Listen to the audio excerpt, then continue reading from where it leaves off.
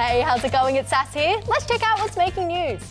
The social media ban for children under 16 is being challenged in court.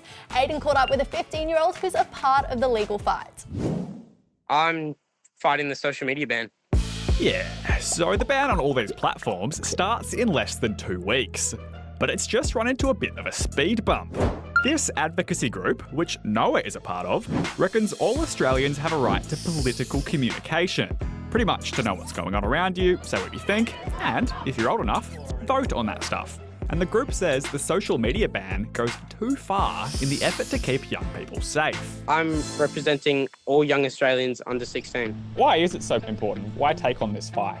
We'll become invisible with this ban. We won't be able to share our opinions and we'll just be cut off. I'm voting in a few years and I feel that I learn a lot of politics and what's going on in the world through social media. The government is keen to keep moving ahead with the ban.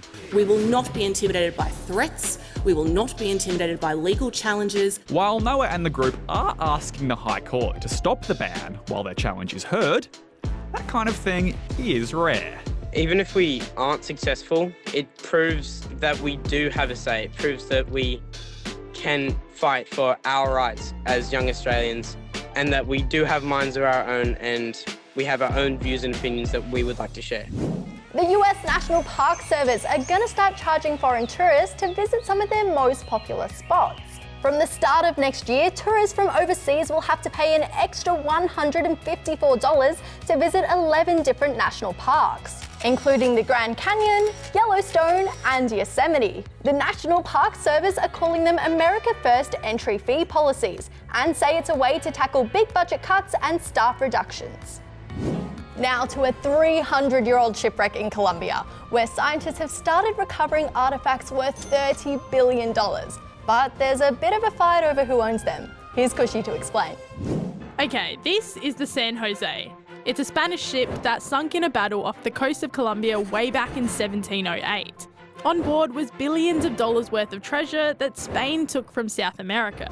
People spent years looking for it, including US company Sea Search Armada.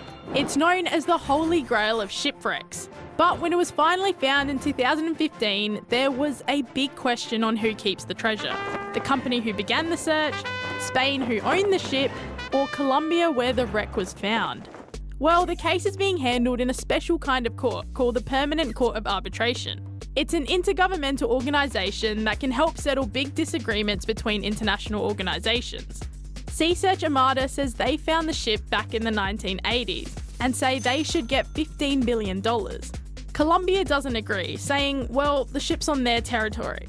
And Spain says, well, the ship is ours. The legal battle is ongoing, but this week the very first objects from the wreck were recovered. They include a cannon, 3 coins, and a porcelain cup. It was such a big deal that the Colombian President even attended. Colombia's government says this is about research and not about taking the treasure. And the artefacts will now undergo a restoration process. Now to some stories that'll make you feel all fuzzy, kind of like my friend here. Nice moves. Speaking of nice moves, first to the finale of Dancing with the Stars in the US, where everybody's favourite animal conservationist Robert Irwin and his dance partner Whitney have moved and grooved their way to the top. Robert and Whitney! It was a special moment because it's been 10 years since his sister Bindi won the show. In my life, the most important people are strong and powerful mothers. My mum, my sister, and now Whitney.